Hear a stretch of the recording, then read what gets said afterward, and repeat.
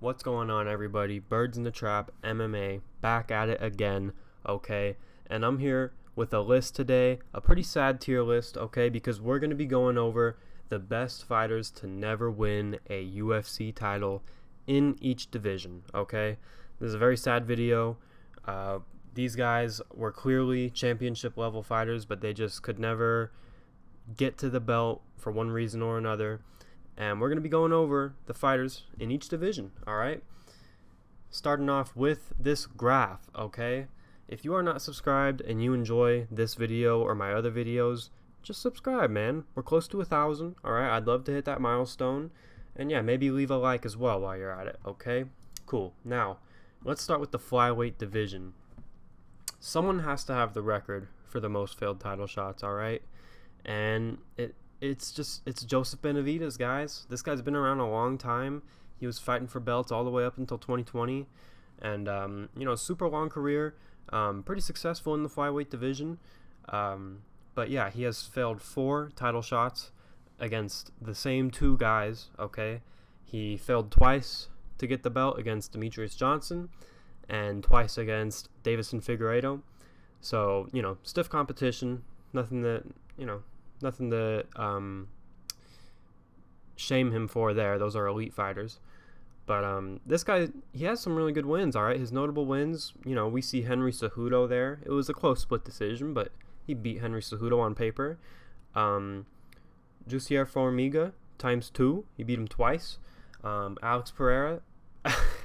Alex Perez, another victim of Davison Figueiredo. He has a win over him, a win over Tim Elliott, who's always a mainstay in that top 15, and a win over Eddie Wineland, who was a former title challenger and was pretty good when he beat him. Okay, it is worth noting that the first Figgy fight technically wasn't a title fight because Figgy missed weight, and he won, so it made him ineligible to win the title.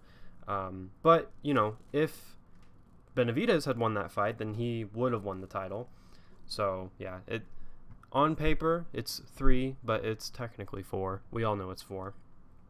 All right, moving on to the Bantamweight division, we're looking at Uriah Faber. This man actually also has 4 failed title shots. One of them was interim. Okay, so not the same as Benavidez. He's the king of getting title shots, and he got his shots against Dominic Cruz because they had a great rivalry, you know what I mean?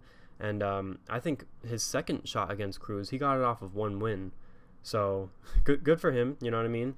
But he did earn his title shots against Burrell. He had good win streaks going into those. Nothing we can say about that. Some notable wins from this man is Ricky Simon, Alex Carrera. I keep wanting to say fucking Pereira. Alex Caceres. Okay, fuck me. Michael McDonald, again, a good name when he beat him, and Eddie Wineland, a good name when he beat him. And like I said, the first Burrell fight, it was for the interim title because Dominic Cruz was starting his injury tour. So yeah, Featherweight division. The Featherweight division, guys, it was hard to come up with one here because most of the best guys have become champion. You know what I mean? Aldo, McGregor, Holloway, and Volkanovski. That's it.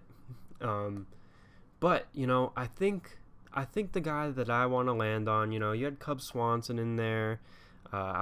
Frankie Edgar is not an option because he won the belt at lightweight. And, Yair Rodriguez, maybe it could be Yair, but Yair still has a chance to win the belt if Volk, retires from the featherweight division.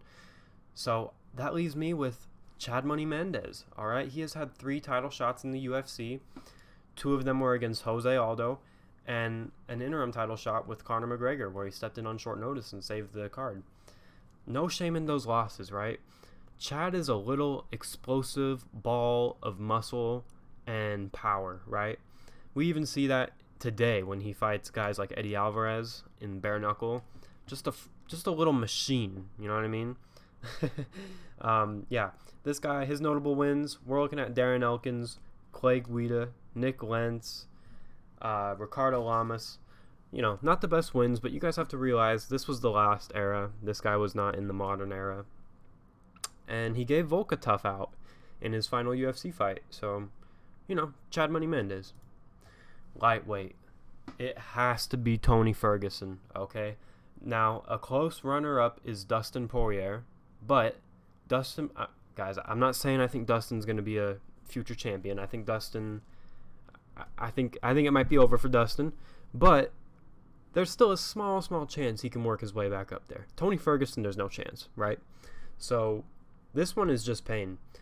Tony should have been promoted to undisputed champion instead of being stripped, and it's ridiculous that it wasn't, Habib and Al Iaquinta, that should have been an interim belt, and they should have made Tony the undisputed champion. He wouldn't be on this list if that were the case, but unfortunately, that just isn't how it goes, man. The UFC never did any favors for Tony. He beat Kevin Lee for the interim belt, but he never even got the chance to unify it. That's the picture we see here, him with the belt. That's the interim belt against Kevin Lee. You can see Joe Rogan smiling back there. And, he continued to win after this fight, but once he lost to Justin Gaethje for another interim title, nothing was the same, man. Super unfortunate. And he has some great wins too, guys. Donald Cerrone, Anthony Pettis, Kevin Lee, the GOAT, okay, RDA, and Edson Barboza. I mean, damn, that's a fucking... Man, this guy's resume is solid up until the losses. And like I said, the UFC never did this man any favors, and now he's fighting Paddy Pimblett. Are you kidding me? What the fuck? I think Tony's going to win. All right, welterweight. It has to be Stephen Thompson.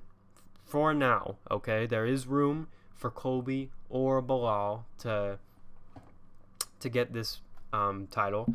Now, I know a lot of guys think I don't like Bilal after my last video where I said Dricus would beat Bilal, because he fucking would, and you're delusional if you think not. But if Colby or Bilal retire without getting the belt, I think they would take this guy's place, because Bilal has a win over Wonderboy, and Colby is Colby. He's not the best in the division of all time, but you know what I'm saying. This man is the karate master of the UFC, and he deserves that title, as in karate master, not the championship. He brings a striking masterclass. Anytime you give him a striker, puts on a firework show with Kevin Holland, fireworks with Jeff Neal, and this man, he still talks about his title aspirations, but I think he is just a little too old to go on a run. And yeah, he had two super close fights with Tyron Woodley for the belt. One was a draw, and then one was a razor close fight, their second fight.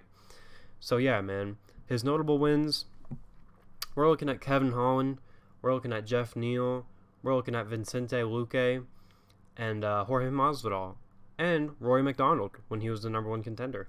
That's the fight that got him the title shot. All right, this is a pound for pound nicest fighter on the roster. He's up there with Michael Chandler. All right, and I think he would have murked Michel Pereira if they fought at UFC 291 like they were supposed to. Unfortunately, I think Shavkat will murk him, but that's my pick for the welterweight division. Middleweight, it has to be Yoel Romero. You guys saw him on the thumbnail, and I mean, this man had two super close fights with Whittaker. I do think the fights rightfully went to Whittaker, both of them. I know some people will stand by the fact that, Romero should have won both times, but I think Whittaker won those fights. And then he had a close fight with Adesanya, a very boring fight that I talked about in a previous video. But it was a close one, you know what I mean? And he beat Rockhold for the interim belt, but he was never presented with the belt because he missed weight. One of Romero's favorite things to do, miss weight, guys. But man, Prime Yoel was a physical specimen, and we probably haven't even seen Prime Yoel in the UFC, which is insane. And I think he could have been a champion if he had just joined a bit younger, you know what I mean? If he had gotten to the title shot when Chris Weidman was a champion, he's an undisputed champion. So his biggest downfall was just being inactive in his fights, you know what I mean? The Costa fight was good, but the Adesanya fight ultimately costed him his contract. And even his fights now in the PFL, he's just kind of a plotty man moving forward, hoping to have like a big one-shot KO. That's how he looked against Nemkov in his last fight for the Bellator title. which obviously wouldn't take him off this list, but I'm just saying that. Notable wins. Okay, Luke Rockhold, former champion.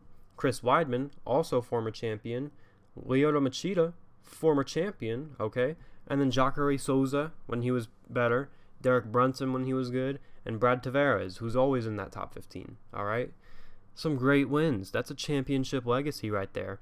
And the one thing we can say about Yoel Romero is the people pay pay-per-view. So yeah, light heavyweight, guys. I think it has to be Alexander Gustafsson. Okay, you gotta feel for this man. He gave John Jones a really close fight, but he clearly lost it, in my opinion. I think people were just overhyping it because they had never seen Jones get tested like that. If you think Alex won, get over it. Okay, with that being said, he also lost a close split decision to DC. If you want to say he won that fight, all right, I'm not going to argue with you. I think DC did enough, but he then got another title shot against Jones, but the damage was done. He was coming in on like a 1.5 year layoff, and Jones absolutely mauled him in their second fight, and he has not been the same since he defeated Glover Teixeira in 2017. I think he's yet to win another fight, and yeah, he proposed in his home country to his girlfriend after the Teixeira win, and I think that just took everything he had left in the tank.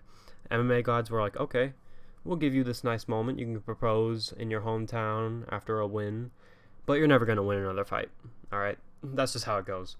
Notable wins: Glover Teixeira, who would become a future champion; Jan Blachowicz, who would become a future champion; and also Mauricio Rua before he was, just a Flying Dutchman of the UFC. Heavyweight, Alistair Overeem for now, okay?